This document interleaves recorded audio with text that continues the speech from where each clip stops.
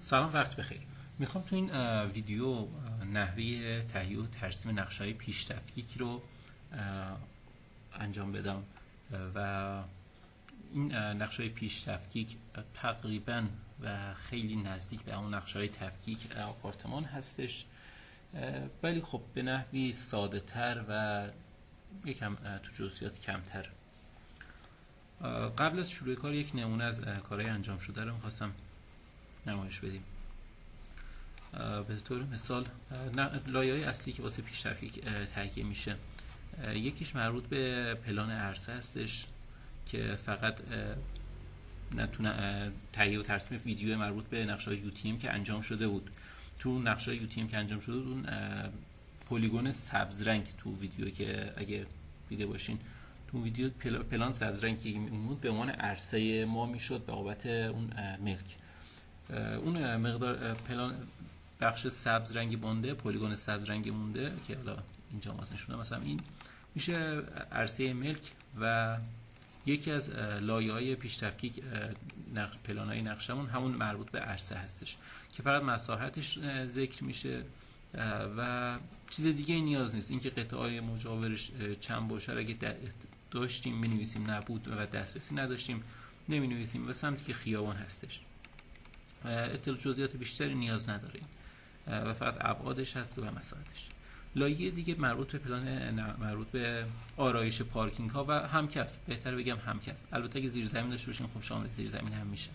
مثلا تو این یکی مورد یه ملک دیگه است، یه رمپی میخورد، این نقشه پلان مربوط به زیر زمین هستش، رمپ میخوره میره پایین و آرایش پارکینگ های پایین هستش. اگه نداشته باشم مستقیم از شروعش از همکف هستش. در کل فرق زیادی با هم ندارن، اینکه زیر زمین یا همکف باشه مهم نیست، فقط بحث اینه که آرایش پارکینگ ها رو باید نشون بدیم. پارکینگ ها ابعاد استاندارد و اندازه ای دارن و 2.25 در 5 متر حداقل مقدارش هستش. گاهن پارکینگ به این صورت تکی افتادنی شهرداری الزام میکنه که این 2.50 باشه، گاهی حالا 2.25 رو تایید میکنه، ولی خیلی وقتا میگه 2.5 در 5 متر باشه. و پارکینگ های ستایی هم میشه چید، مثلا پارکینگ ستایی مشابه این. در پارکینگ ستایی هر کدوم 2.25 در نظر بگیریم میشه 6.75 مجموعش. طولشون 5 متر هم که واسه همه حالت ها ثابته، به غیر از حالت پارکینگ های سویچی که تک پارکینگ اونا 6 متر در نظر میگیرم واسه شون. و موارد دیگه که تو بحث هم پارکینگ بیشتر مهم هستش و مد نظر هستش، درب ورودی هست، حالا پیاده رو یا ماشین رو. درب ماشین رو میتونه از 3 متر تا 5 متر نسبت به اون ضوابط و مقررات اون ملک متفاوت باشه و نسبت به اون پیاده میشه و مشخص میشه چند متر باید بزنیم درب پارکینگ رو. درب پیاده رو هم حداقلش 1 متر و 20 هستش. و غیر پارکینگ درب‌ها که باید مشخص بشه، مورد دیگه راه پله هستش و آسانسور. اینا هم باید نسبت به ابعادش و مساحتش مشخص بشه.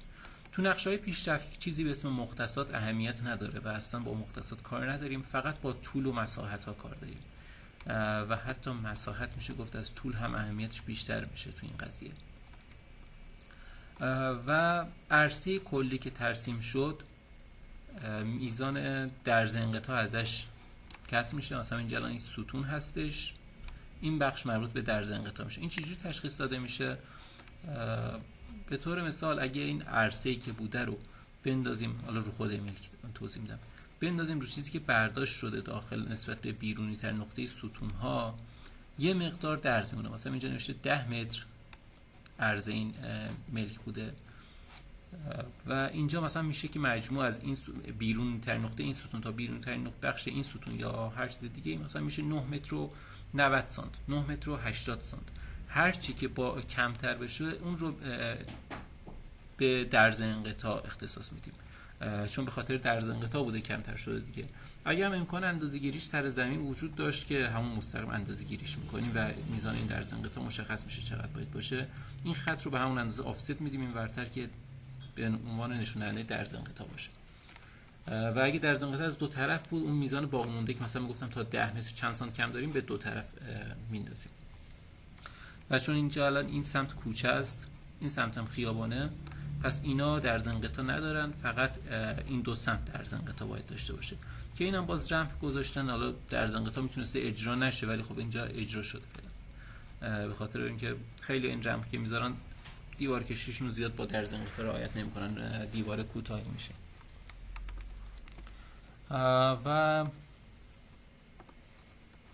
مورد دیگه، وقتی آرش پارکینگ ها مشخص شد، جای راهپله و آسانسور مشخص شدش، دربا مشخص شد، باقی مونده مساحت در زنقطاع مشخص شد، باقی مونده مساحت از اون عرصه مربوط میشه به پیلوت مشایی که خب واسه محاسبه کردنش خیلی راحته دیگه. اون عرصه نمیگم که با در زنقطاع اشتباه گرفته نشه، بخش داخلی که برداشت شده غیر اون عرصه، مساحت اون رو خب به دست میاریم چقدره که ساده ترین راهش اینه که به صورت یک پلیگون بستین در بیاریم، با کلیک کردن روش مساحت رو بهمون میده تو بخش اریای پروپرتیزش. مساحت رو منهای مساحت تک تک پارکینگ ها میکنیم، مساحت مجموع پارکینگ ها منهای مساحت آسانسور منهای مساحت راه پله. خب چیزی که باقی میمونه به عنوان پیلوت در نظر گرفته میشه که شامل مساحت ستون ها هم میشه در این مورد، که درستش اینه که ستون ها از مساحت کسب میشن تو بحث تفکیک آپارتمان ها، ولی خب من برای تو استان البرز این کسب کردن اتفاق نمیفته و کلی بهش میگن. البته تو پارکینگ فرق نداره چون به هر حال ستون ها هم جزء مشاهد هستش و بخش پیلوت هم جزء مشاهد هست، فرق نمیکنه. ولی تو بحث خود آپارتمان ها طبقات بالاتر باید کسب بشه ستون ها که خب این اتفاق نمیفته. ما حالا تو این نمونه که می‌خوایم انجام بدیم ستون ها رو کسر نمی‌کنیم. پارکینگ تکمیل شد نسبت به چیدمانش و اینم خود من شخصا باز مثل هم ویدیوهای قبلی از تمپلیت واسه این کار زیاد استفاده میکنم. به جای اینکه بیام هر دفعه اینا رو ترسیم کنم، خب تو تمپلیت اینا رو دارم نسبت 2 تا پارکینگی، تک پارکینگی و 3 پارکینگی، همیشه از این کپی میکنم، این سرعت کار رو بیشتر میکنه.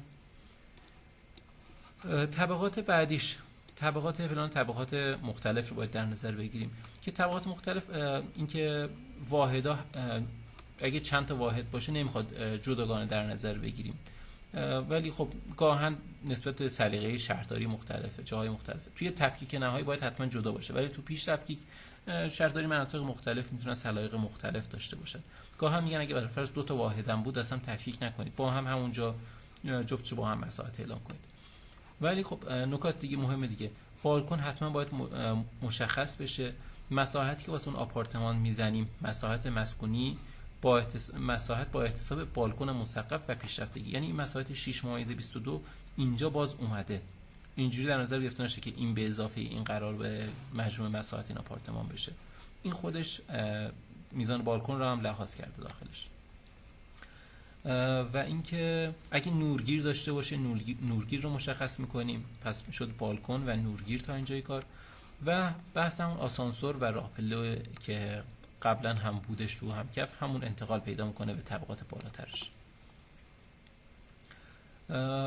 و اینکه پشت بام هم از همهشون ساده تر میشه پلانش، خیلی خوب. اکثرا هم از میشه پشت بام شروع کرد واسه شروع کار، خب چون عوارضی که وجود دارن خیلی تعدادشون کمتر و راحت تره، میشه اولش پشت بام رو ترسیم کرد که یک حدود کلی از شرایط و وضعیت اون ملک ابعادش دستمون بیاد تا ادامه کار. چون معمولا تو این کار ابعاد و اندازه‌ها زیاد میشن و مثل یوتیم فقط 4 تا نقطه مربوط به خود ملک نیستن و میتونه برداشت‌های به شکل‌های مختلف باشن، با دوربین انجام بشه، با متر دستی انجام بشه، یکم سخت میشه طبقات و پارکینگ رو همون اول در آورد. ولی وقتی پشت بام که ترسیم میشه فرم کلی ملک به دست میاد و بعد میشه نسبت به اون وقتی این فرم کلی رو داریم یک چارچوب داریم و این داخل این بقیه رو ترسیم کرد. و پشت بام اتاق آسانسور و خواهر پشت است که مشخص میشه. حتی این دوتا رو با هم دیگه هم بزنیم من هیچ مسئله این نیستش، ولی خب بهتره باز تفکیک کنیم مثلا دیگه. و در مورد طبقات یک نکته ای رو برگردم دوباره اشاره کنم در مورد طبقاتش.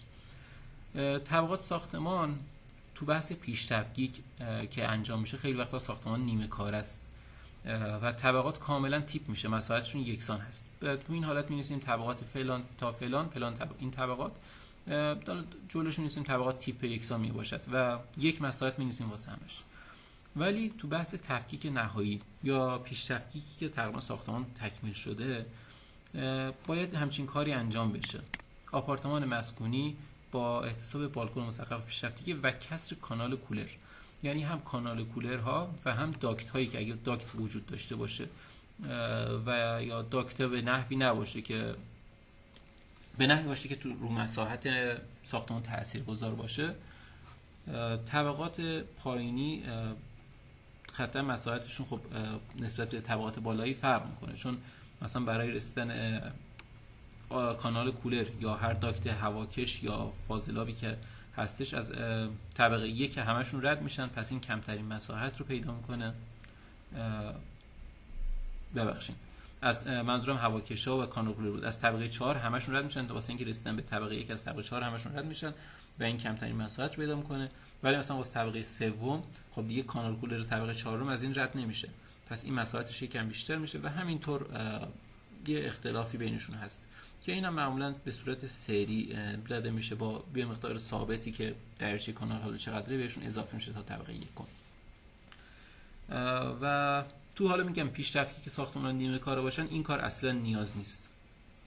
خب این یه نمونهش بود، بررسی شدش. حالا بریم واسه شروع انجام کار خود. خب نقاط رو ایمپورت میکنیم.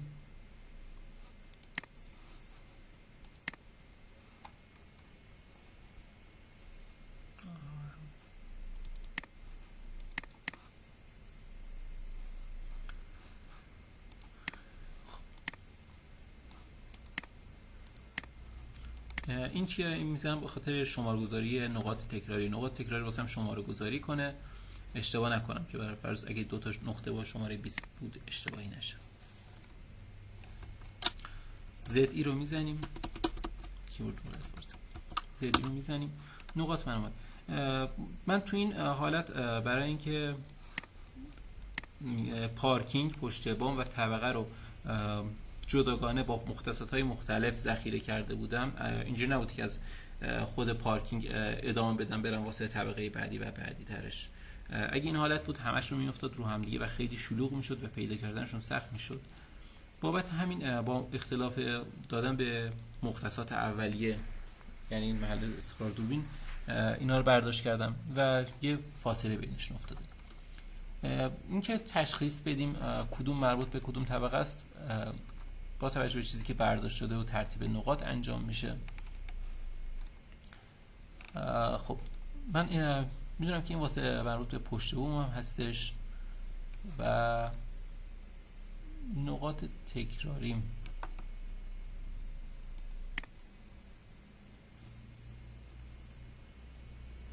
نقطه‌ای که داخل پرانتز معمولا در مورد کار من اشتباه هستن، حالا باید حذفشون کنم. فکر کنم یک لحظه استوب میزنم. ولی اون نقاط تکراری دو اشتباه بود، یعنی یک 60 اینجا من داشتم، یه دونه عدد 60 اینجا داشتم که داخل پرانتز نوشته بود یک، به خاطر تکرار بودن شماره گذاری شده بود، و یک عدد تکراری هم اینجا داشتم که اونها حذف شدن. OCC یا محل استقرار دوربین هستن، رو ترسیم اون اثر نداره.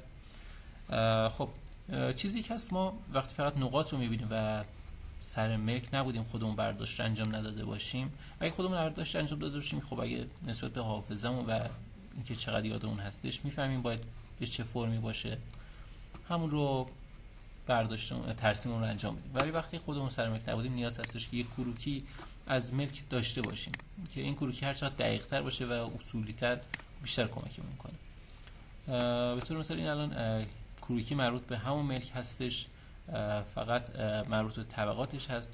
تو کروکی باید سعی کنیم مرتب بنویسیم. این شلوغ بودن کروکی کارمون رو موقع ترسیم سخت میکنه. درسته موقع برداشت سریع پیش میره ولی خب اهمیت دارن.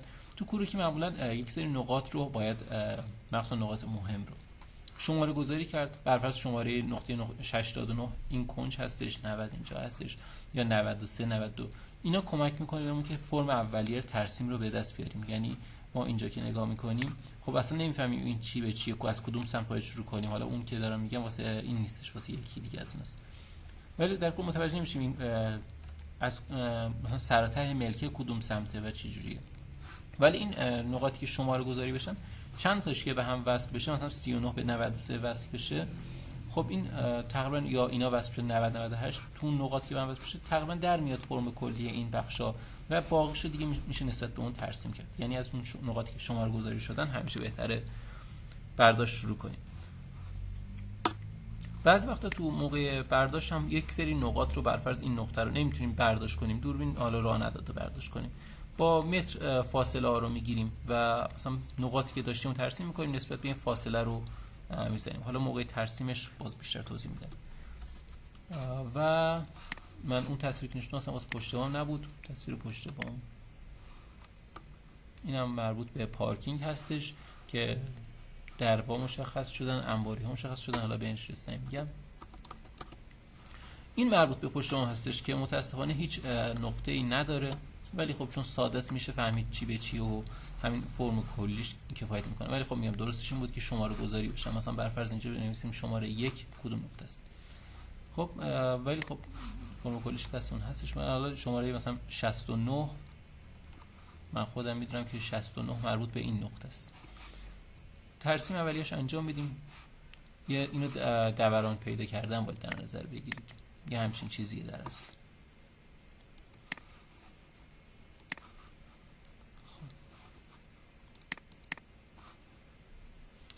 کد ام رو من معمولا به عنوان 4 کنج اصلی ملک برداشت می‌کنم. بی ها بنچمارک ها اون هست، باش کاری نداریم تو ترسیم.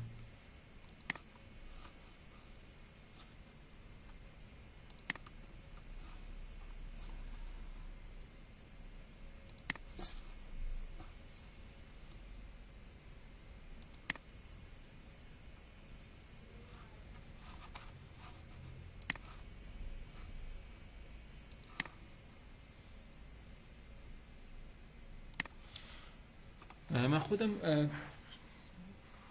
EX رو به عنوان اکستند همیشه موقع برداشت کد رو در نظر میگیرم. بعضی از نقاط مثلا برفرض همینجا رو اصلا دارم میگم دیگه، هر کنجی رو، این کنجش تقریبا اینجا بوده، دوربین امکان برداشت این کنج رو نداشت، ولی از اینجا عمود بوده کامل به نقطه و یکم عقب‌ترش رو برداشت کردم که این راستا در بیاد، بعد اینو اکستندش میدم میاد جلوتر چون راستاش رو دیگه داریم. و اینکه این کنج رو هم باید چک کنم ببینم چجوریه. 35 سانت میاد داخل، احتمالا 35 سانت رو نوشتم، شاید اینم درست قابلیت برداشت نداشته، اینم مثلا کج میشه به خاطر همون 35 سانت رو، ولی دارمش، میزنم 35 سانت.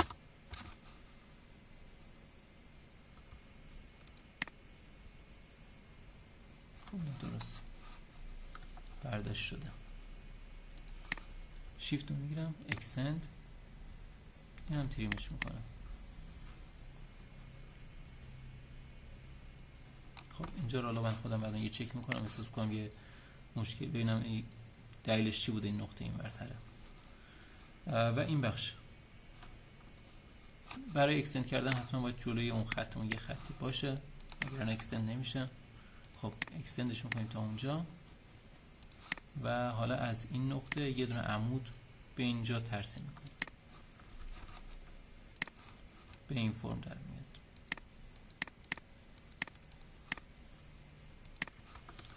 به این فرم شد، یعنی این کنج رو من نمیتونستم برداشت کنم به خاطر یه کنج دوربین جابجا نکردم، هرچند اصلا دوربین امکانش نبود، دوربین رو باید میذاشتیم اگر این کنج باز دیده نمیشد. پس تنها راهش همین بوده که راستا رو در نظر بگیریم، راستا رو که برداشت کنیم. راستا که ترسیم شد یا کل این طول رو با متر دستی اندازه میگرفتیم یا همین حرکت رو بزنیم که خب در نظر بگیریم این رو عمود میکنیم به این و اینو اکستند میدیم و اون رو عمود میکنیم باشه.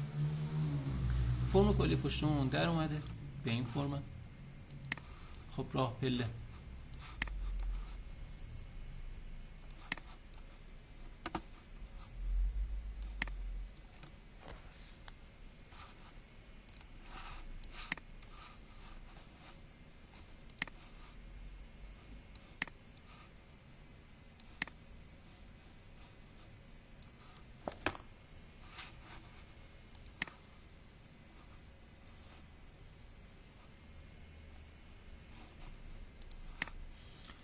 این کدگذاری، این نوع کدگذاری حالا زیاد درست نیست، بهتر بود برداشت بشه. فقط من واسه بابت اینکه تو موقع برداشت راحت باشین کدگذاری کرده. راه پلار با آر نوشتم و بعضی وقتا راه پلار باید دیوار بیرونیش رو تو پشت بوم در نظر بگیریم.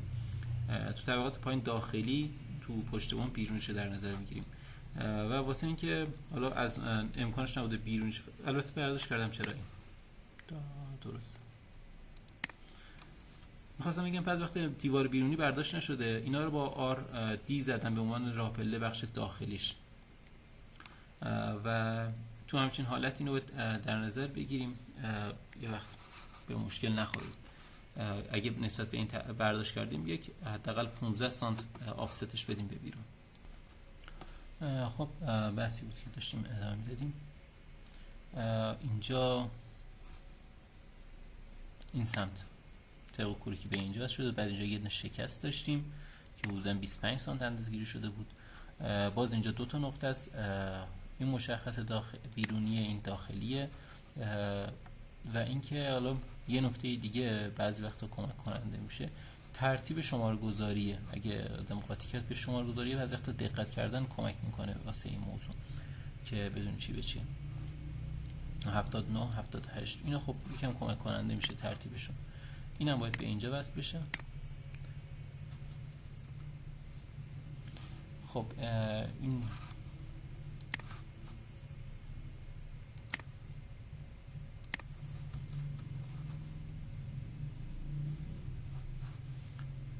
اینجای کار یک شکست بوده که بازم این کنج تا به اینجا میاد، اینجا یک شکسته به این شکل. بازم از جایی که این نقطه دوربین دیگه از اینجا امکان برداشت نداشته، در میشه اصلا اینو میشه کامل در نظر گرفت. از اینجا هم امکان برداشته این وجود نداشته، این کنج رو نمیتونستیم بخونیم چون این پشت این دیواره اینور میفته. اینجا هم که دوربین رو گذاشتیم باز امکان برداشت اینجا رو در نظر بگیریم، این کنج رو نداشتیم، یعنی راستای این دوتا که هم دیگر رو میخوام قطع کنن اینجا رو نداشتیم.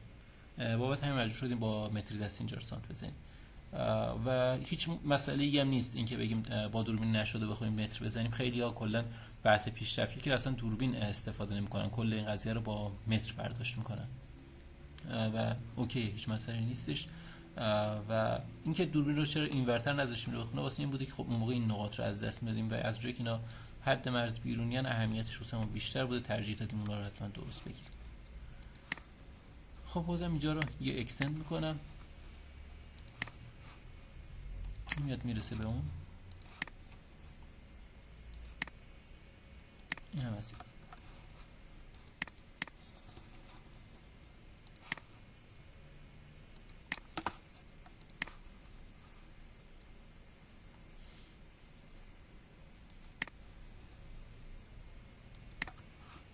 اینجا هم عمود بر هم. البته درستش این بوده که اینا مترشون رو برداشت کنم، این یه دونه رو حالا برداشت نکردم و باقی اینا برداشت شده بودن، یه دونه رو متر اونجا دستی نزده بودم. ولی خب درستش این بود که اینا متراژش زده بشه و اینجا پیاده بشه. از طبق کروکی از این بخش به بعد درسته دیگه، از این بخش به بعد آسانسور بوده.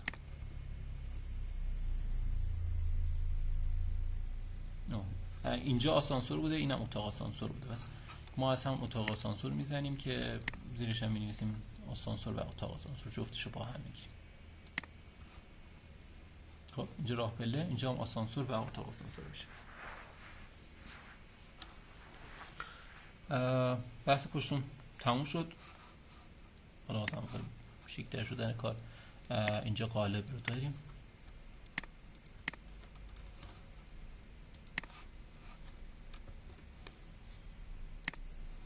خب این میاد اینجا. حالا یک سری نوشته‌هاشو بعداً اضافه می‌کنم، نیاز نیست الکی تو ویدیو بگیم چون هیچ اهمیتی نداره. بحث شمال جنوبیشو چک می‌کنم بعداً. فقط اینکه یک نکته رو بگم در مورد پشت بام، خود به خود بیرون دیوار اندازه‌گیری میشه مگر اینکه حالت خاصی باشه. خب بگیم که مثلا بنچ مارکی مثلا این ور دیوار مشخصه، چون اون دیوار لبه پشت بام بنچمارک زده شده و اینور افتاده. اگه به هر دلیل نشد، امکانش نبود اون کنج رو برداشت کنیم، یک آفست باید بدیم به اندازه ضخامت دیوار. ولی اینجا چون همش بیرونی تر دیوار مقدارش برداشت شده بود، اوکی، نیاز نیست. و اینکه یک درز انقطاعی هم داشته. درز انقطاع رو میتونیم اینجا نمایش بدیم، حالا میتونیم یا نمایش ندیم اون به کنار، ولی خب درز انقطاع رو الان بخوایم اینجا نمایش بدیم، 7 سانت درز انقطاع داشت اندازه‌گیری زمینی که شده 0.07. این خط رو 7 سانت درز انقطاع میدیم اینور. 7.5 البته اگه اشتباه نکنم بوده، من حالا بعداً چک میکنم. در صورتی که غیر این بود، 7 نبود 7.5 بود، عددش رو درست میکنم از خودم. اینا درز انقطاعش. و این سمت چون حیاط بود، این ورم خیابون بود، دیگه اینا درز انقطاع نداشتن.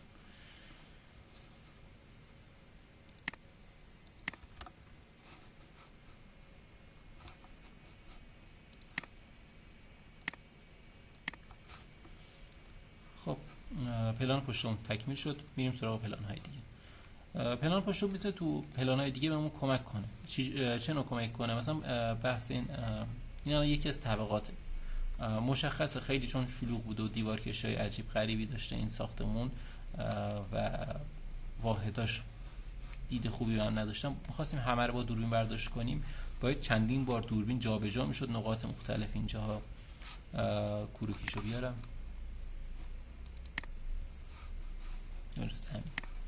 باید چندین بار جای مختلف دوربین گذاشتیم، کار گذاشتیم شد و سانتراژ تراز مرتبش اذیت کننده بود.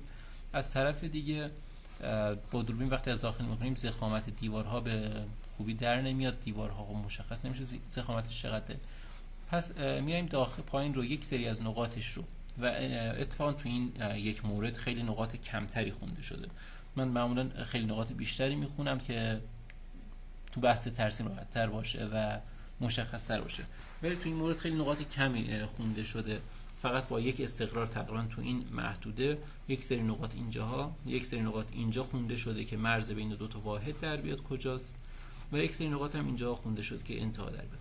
بقیه‌شون باید با این طول هایی که مشخص شده ترسیم بشه. و میگم این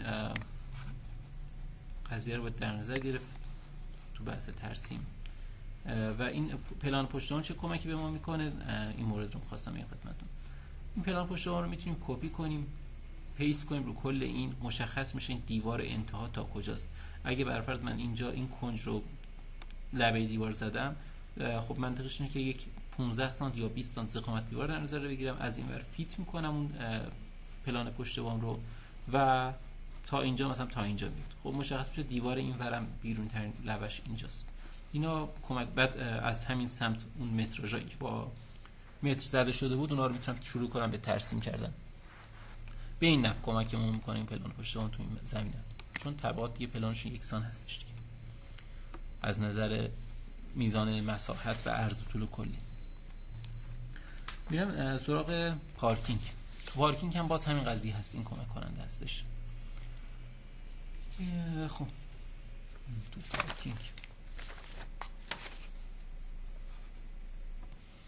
خب مربوط به این پلان پارکینگ هستش. من مجدد این نقاطی که داخل پرانتز تکراری بودن رو اینجا حذف میکنم، چون میدونم نقاط اشتباه هستش. معمولا به تعداد هر انتقال من نقاط اشتباه رو دارم، این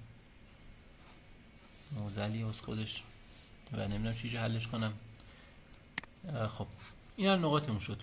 همون قضیه که تو پشت بام میگفتم، اینجا الان یه شلوغی خاصی داره و واقعا آدم نمیتونه بفهمه شرایطش چی به چیه. من یک لحظه رو استوب نمیتونم، همون تصویر رو باز کنم که نمایش بدم. تصویر رو اینجا داشتیم دیگه، میخواستم تصویر پیدا کنم واسهتون.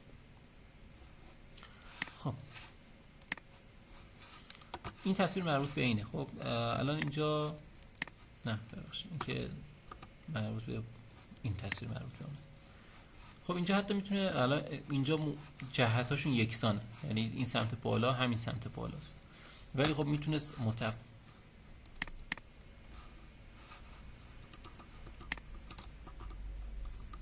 میتونست متفاوت هم باشن از هم دیگه. چقدر این قضیه داره اذیت کننده میشه همزمان تصویر نشون دادن.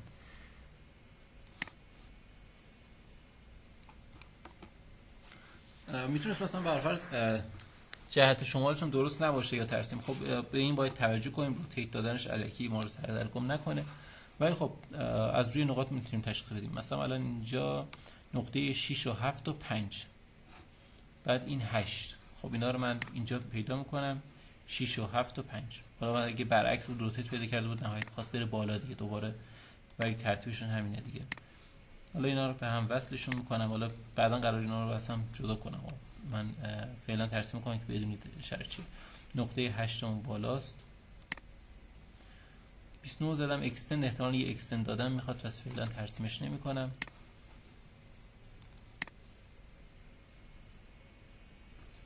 اکستندش رو به این بره، اصلا از این که این ور شیپ داشت مشخص.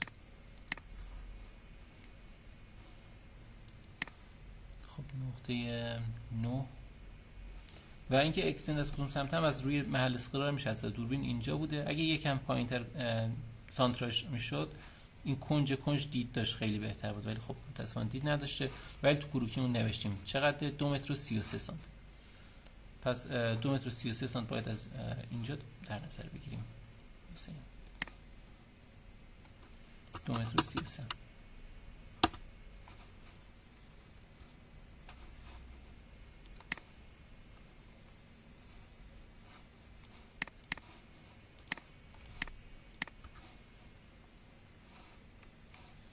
اینا رو اکستند میدم که خب من بقیه‌اش اینو میبندم که گزینه‌ها رو راحت ببینم.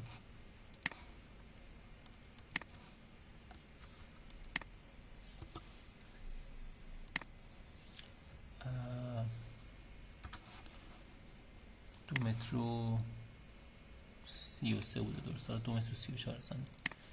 عیشارش هم در نظر بگیریم، 2 متر و 34.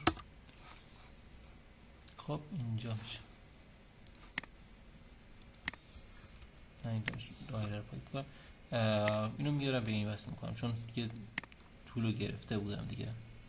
البته هرچند ببینید زیاد اختلافی هم نباید داشته باشم با هم دیگه. چقدر اختلافشون؟ 2 سانت. یعنی تو بحث ضخامت دیوار خود این گم هرچی باشه اول آخرش ما میدیمش به ضخامت دیوار. ولی خب اگه با دوربین دید داشتیم اونم برداشت کردیم خیلی بهتر میشه.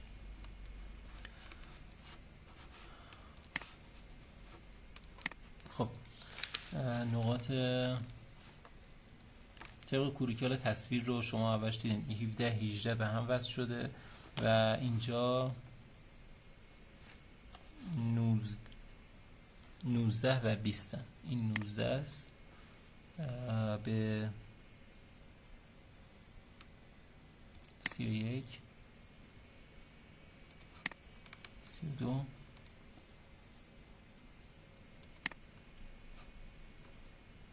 درسته.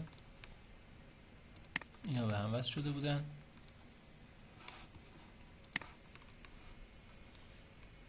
خب اینا میاد تو همین راسته به اینا وصل میشه.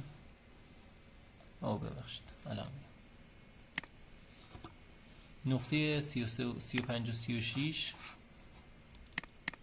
ببینید یک سری از نقاط مثلا اینجا سمت جلوی ستون هستن، 35 36، یعنی انتها نیست. پس اینا رو باید در نظر بگیریم، حواسون باشه. به 37 باید وصلش کنم من، بعدش به 38.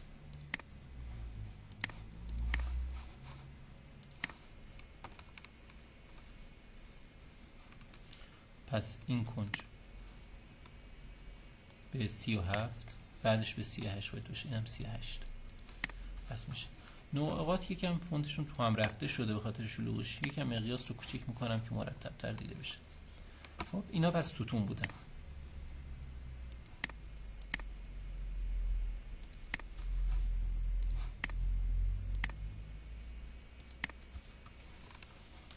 خب این کنجم این ستایی برداشت شدنش تو کروکی هم مشخص کردم، اینم ستون هستش و چون خب پشت ستون رو نمیشه ترسیم کرد با دوربین برداشت، به همون دلیل برداشت نشده.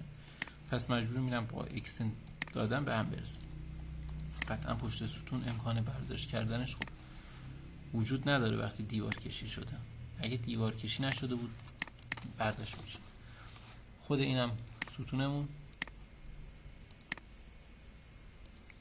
در نهایت اون ستون ها رو هش میزنیم و البته تو پیش تفکیک خیلی از ستون رو اصلا ترسیم نمی کنن و اینجا هم دوباره ستون بوده طبق کروکی.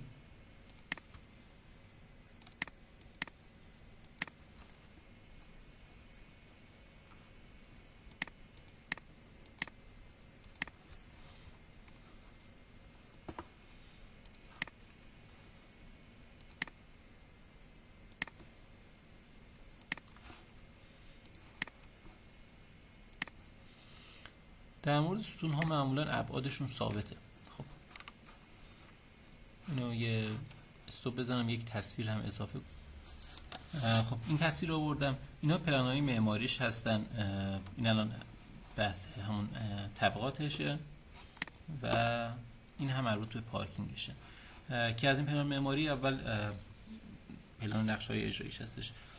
میتونیم واسه آرایش پارکینگ ها استفاده کنیم، میتونیم جای ستون ها رو تقریبا بدونیم و اینکه ستون ها همشون یک شکل هستن یا نه. اگه مثلا برفرض ستون ها رو بدونیم یک شکل هستن، یک جایی مثل الان من همین ستون فکر کنم همین اتفاق افتاده. این ستون رو من فقط این کنجش رو برداشت کردم، ولی از جایی که تو یک راستا با اون هستش این یکی رو انتهاش هم برداشت کردم.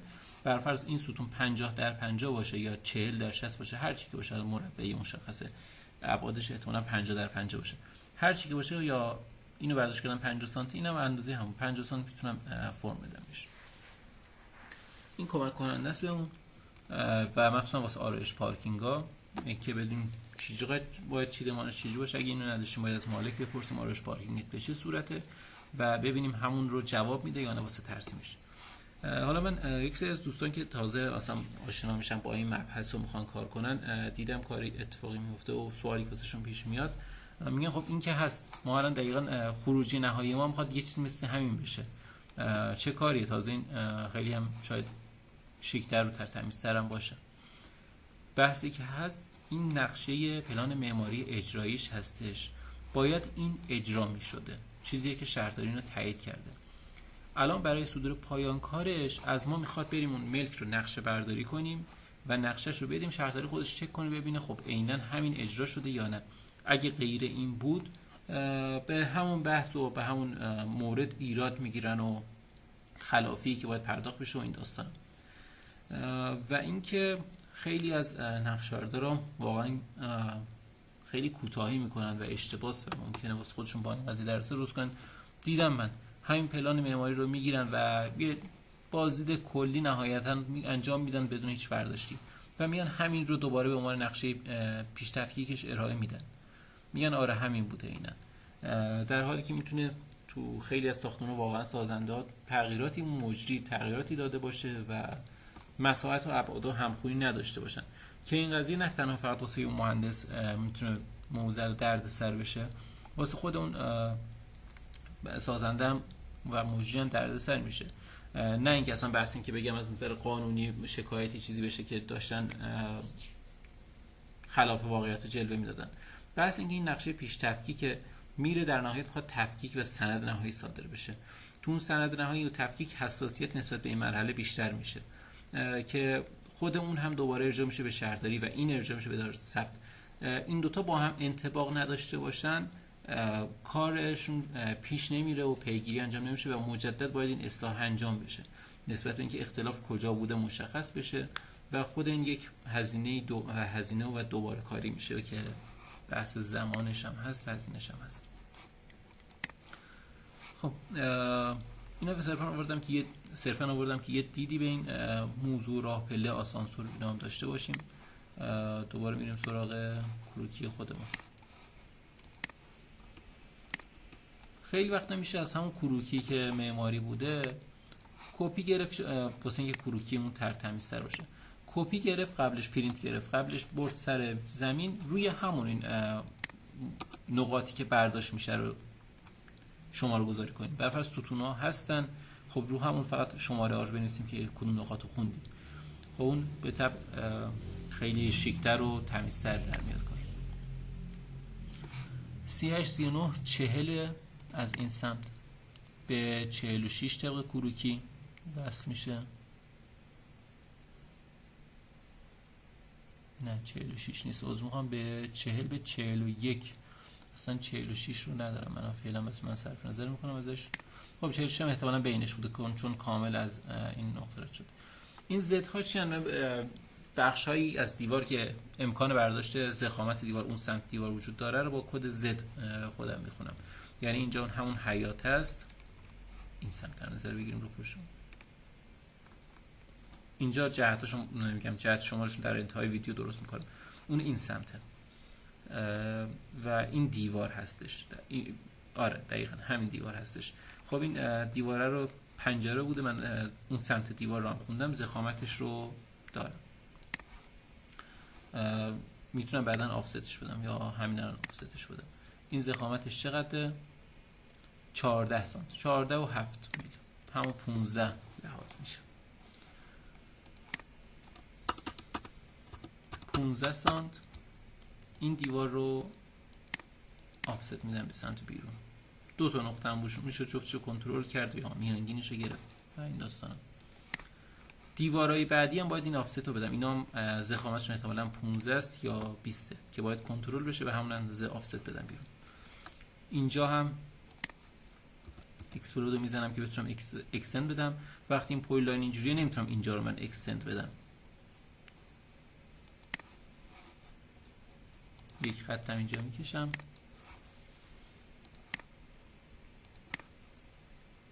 خب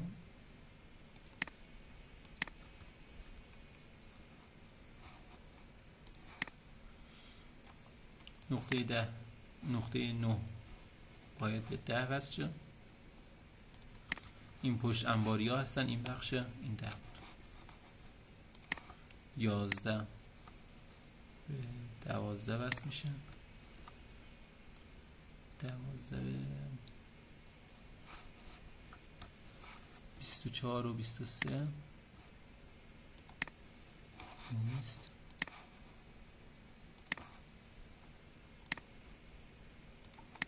خب اینجا ستونه، حالا کاری بهش نداریم فعلا.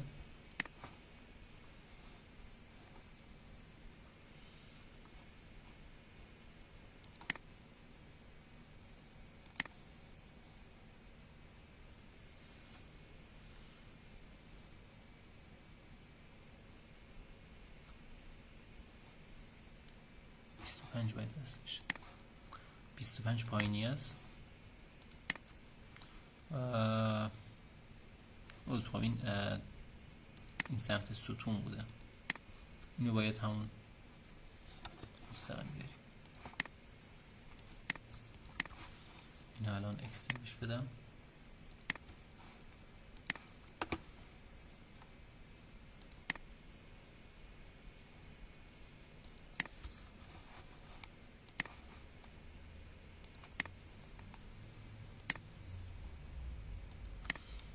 این ستون یه بخش از ستون داخل دیوار میفته.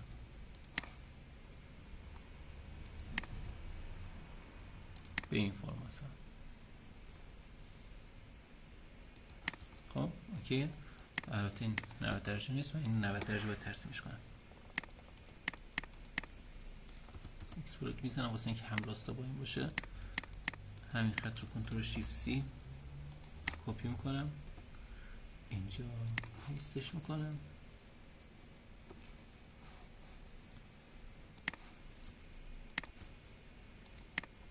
خب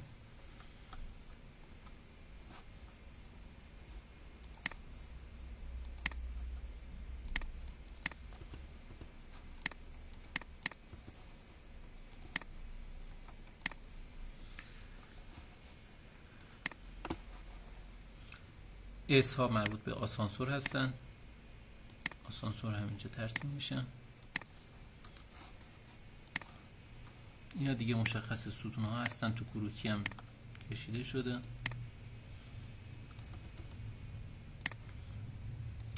قبلا هم گفتم حالا میشه این ستون ها رو یک شد در آورد و بقیه رو دیگه نسبت به اینکه 50 در 50 همشون هستن یک مستطیل بکشیم واسه همشون پیست کنیم.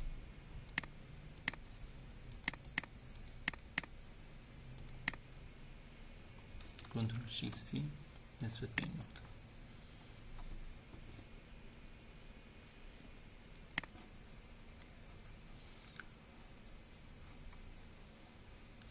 و همین قضیه که ستون‌ها یکسان بودن 50 سانت فکر کنم بودن دیگه، یه ذره چک کنم، 48 و 7 یعنی 49 سانت بوده، یعنی همون 50 در اصل، چون لبه ستون همیشه کنجشون یه ذره شکستگی داره، کوچیک‌تر نشده. پس از روی که مربعی هم بودن اینا هم 50 سانتن. این الان چقدره؟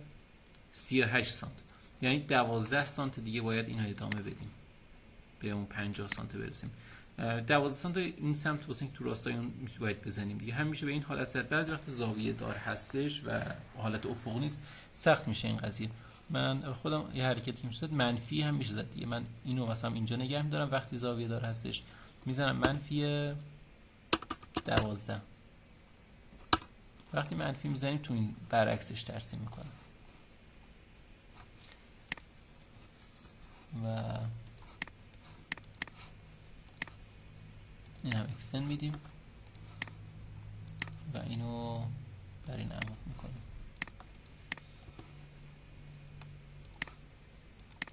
به این شکل ضخامت این دیوار هم پس به دست میاد، یعنی مشخص میشه چقدره. حالا باید اینو آفست بدیم تا به این خط برسه. این میشه خط بیرونی. خط بیرونی اینجا هم که اینجوری به دست آورده بودیم، این سمت هم دوباره دیوار به همین شکل بشه به دست آورد. این سمت فضای باز و ورودی بوده، از بیرون برداشت شده. حالا چک میکنم، من همونقدر آفست میدم، 20 سانت بود فکر کنم، حالا باید چک کنم بعد آفست بدم، فکر کنم 20 سانت آفست میدم به این ور و اینا اوکی میشن. بحث انباری و تأسیسات تو کروکی اینجا این بخش طول و عرض ها نوشته شده، با همین طول و عرض ها اینجا باید ترسیم کنم. برفرض از این نقطه 12 میتونم شروع کنم، از نقطه 12 1 متر و 85 در 2.22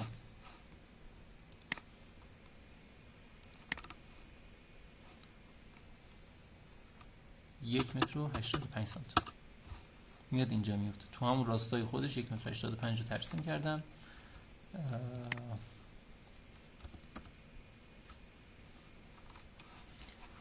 اینجا حالا 2.22 ممکن انباری عمود نباشه، باید به این توجه کرد، ولی خب حالا من اینجا چون چشمی عمود بود و در مورد انباری برای پیش تفکیک تک تک انباری ها حالا مساحت درستش زیاد لحاظ نمیشه. اینکه مساحت کلیش یکسان باشه اوکی و مسئله نیست دیگه، درسته. و اونجا که از اینجا تا اینجا کلش انباری بوده، حالا نهایت بین انباری شاید 1-2 سانت اختلافی واسمون پیش بیاد، ولی خب کلیاتشون ثابت میمونه دیگه، کلش انباری میخواد باشه. و چی داشتم گفتم؟ خب از اینجا بود.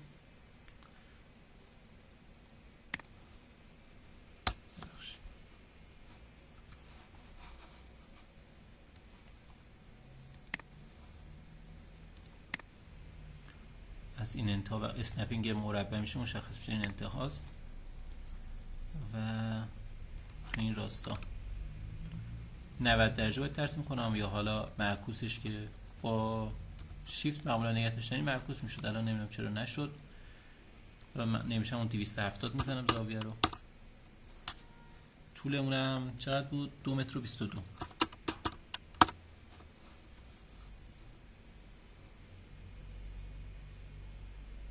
این عمود به این است.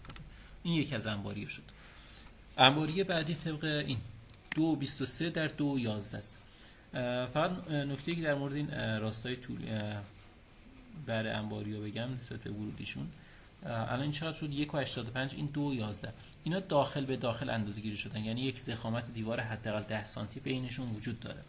خب واسه اینکه ضخامت دیوار به دست بیاریم چیکار می‌کنیم؟ از نقطه 11 از این نقطه تا 12 طولش چقدر بوده؟ طول ترسیممون 6.45. 6.45 منهای مجموع این دوتا میکنیم، اینجا 2 متر بوده، اینجا 2.23، اینجا 1.85. منهای اینا میکنیم، هر چی که اضافه موند، برفرض 30 سانت اضافه موند، هر چند سانت اضافه موند، به عنوان دیواره های اینا در نظر میگیریم. یک دیوار اینجا داشتیم، یه دیوار اینجا، یه دیوار اینجا، یه دیوار اینجا، که این دیوار بیرون، چون دیوار بیرونیه، اینو 5 سانت بیشتر در نظر میگیریم و اینو که تقسیم میکنیم بین واسه بقیه‌شون. البته این دیوار دیگه ندیگه این در نظر نمیگیریم، این چون چرا اینم در نظر میگیریم چون بیرونیش بوده، خونده شده. و نسبت اینکه چقدر اضافه داشتیم بین این دیوارا باید تقسیم کنیم. برفرض واسه کن 10 سانت افتاد، این 1.85 نمیشه، 1.95 میشه. یه نکته هم بگم، دیوار هر چیز زخامتش در نظر میگیریم باید نصفش رو به این در نظر بگیریم، نصفش رو به اون سمت در نظر بگیریم. یعنی زخامت این دیوار 10 5 سانتش به این اضافه میشه، 5 سانت به اون ور، و این بیرونیه دیگه کامل روی این اضافه میشه. این بازم نصف اون ور نصف این ور، این کامل روی این اضافه میشه.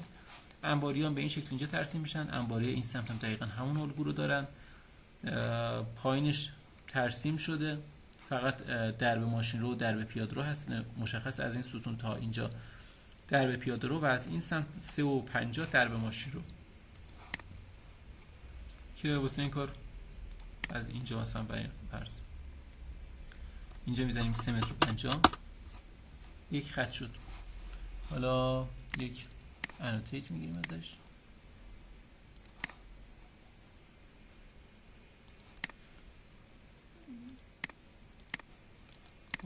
اینو تو پروپرتیز، این خیلی هنوز کار مونده به این مرحله رسیدم. من میخوام ویدیو رو استاپ کنم واسه اینکه چیزای تکراری دیگه نیفته. بابت اونه سایزش درست کردیم، دقتش هم تا 2 رقم 8 کافیه. حالا رنگش هم آبی میکنیم که با ترسیمامون قاطی نشه. همین کار رو واسه درب پیاده رو میکنیم. اینجا می‌نویسیم درب ماشین رو، درب پیاده رو. من ویدیو رو میذارم رو استاپ، کاملش که کردم دوباره یه نمایش میدم چی شد نتیجه. ولی خب دیگه تقریبا مشخص شد دیگه، همین مواردشو گفتم. آفست دادناست، انباریاس باید پیاده بشه، درب پیاده رو ماشین رو باید پیاده بشه، آسانسور مشخص شده، راه پله هم مشخص شده، اینجا افتاده کامل، دو طرف دیوارهای بیرونیش در اومدن، فقط کافی اکستند بدیم. این سمت بالا مونده که اینم تو کروکی طول ها رو داریم. از این کن 6 متر 41 میایم اینجا، اینجای راه پله میشه. بعد 35 سانت داخل، 2 متر 51 دوباره میایم این سمت، 1.42 داخل و 6 متر 30 باز به سمت چپ. زخامت دیوار بیرونی 20 سانت داشتیم. اینا رو در نظر میگیریم واسه ترسیممون که کامل ترش کنیم. من میذارم رو استاپ چون واقعا دیگه اینا تکرار همین حرکت ها میشه تا کامل شدنش.